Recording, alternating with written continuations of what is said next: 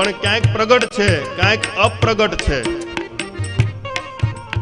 જેમ દૂધની અંદર ઘી છે, પણ એ દૂધને પહેલા દહીં નાખી ખટાશ નાખી મેળવવામાં આવે, પછી એનું મંથન કરવામાં આવે, પછી એમાંથી માખણ કાઢવામાં આવે, એને તાવડે ચડાવવામાં આવે, ગરમ કરવામાં આવે, પછી એ માખણનું ઘી થાય અને એ ઘીનો દીવો થાય. પણ પછી એમ કે દૂધમાં જ ઘી છે, ચાલો દૂધનો દીવો કરી નાખો, તો દૂધનો દીવો થાય. એમ પરમાત્મા અપ્રગટ છે, એને પ્રગટાવવામાં આવે તો એ જીવ એ સ્વયં પરમાત્મા બની જાય છે. આ કથા, આ યજ્ઞ, આ પૂજા, આ તીર્થયાત્રા આપણને ધીમે ધીમે આપણી કેટેગરી ઉપર લઈ જાય છે. આપણે મનુષ્યત્વમાંથી ઋષિત્વમાં જાય, પછી દેવત્વમાં જાય, બ્રહ્મત્વમાં જાય અને ભગવાન બની જાય. બધાએ કેટેગરી ઉપર આવી જોઈએ. ભક્તિ વધે તો એની સાથે આધ્યાત્મ વધવું જોઈએ. પછી એક સમય એવો આવે કે માળા મુકાઈ જાય, પૂજા મુકાઈ જાય, પછી તો આધ્યાત્મની મસ્તીમાં માણસ હિમાલયમાં જતો રહી.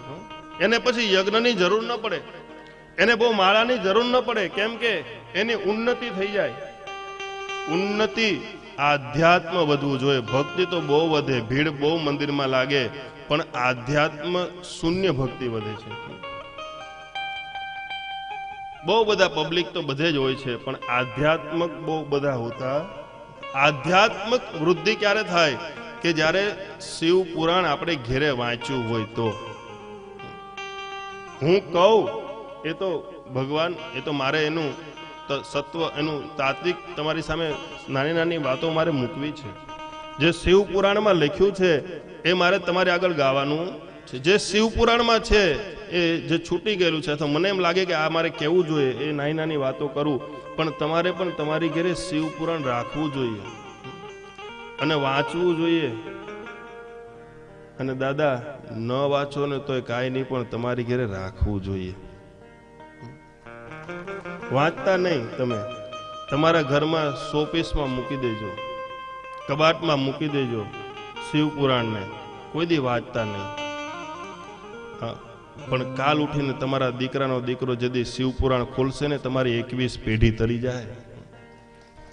હશે તો ખોલશે, નહીં તો ક્યાં જાય. મને ગ્રંથ પ્રત્યે એટલો શ્રદ્ધા છે કે તમારા ઘરમાં ગ્રંથ હોય ને શિવ પુરાણ, હા, તમારા ઘરમાં ગ્રંથ હોય ને, તો મને એટલી શ્રદ્ધા છે દાદા, હું ભાવ વિભોર થઈ જાઉં છું કે જો તમારા ઘરમાં શોકેસમાં ગ્રંથ હશે ને, તો તમને એમ થાય કે મારી માં હજી જીવે છે, હા, મારો બાપ હજી જીવે છે, આ નથી મરી ગયા કોઈ. આ ગ્રંથ આપણો બાપ છે.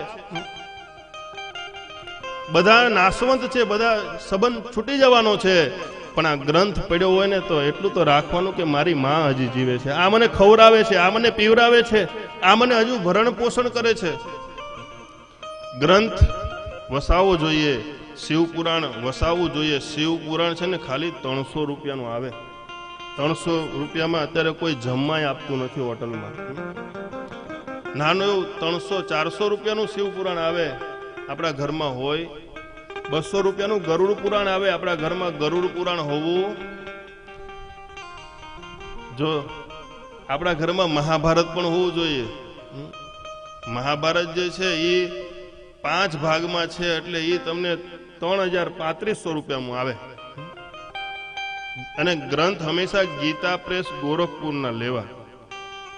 કેમ કે એમાં અનેક બ્રાહ્મણો બેસી, વિદ્વાનો એનું ચેક કરી અને પાસ કરીને પછી એમાં છાપવામાં આવે.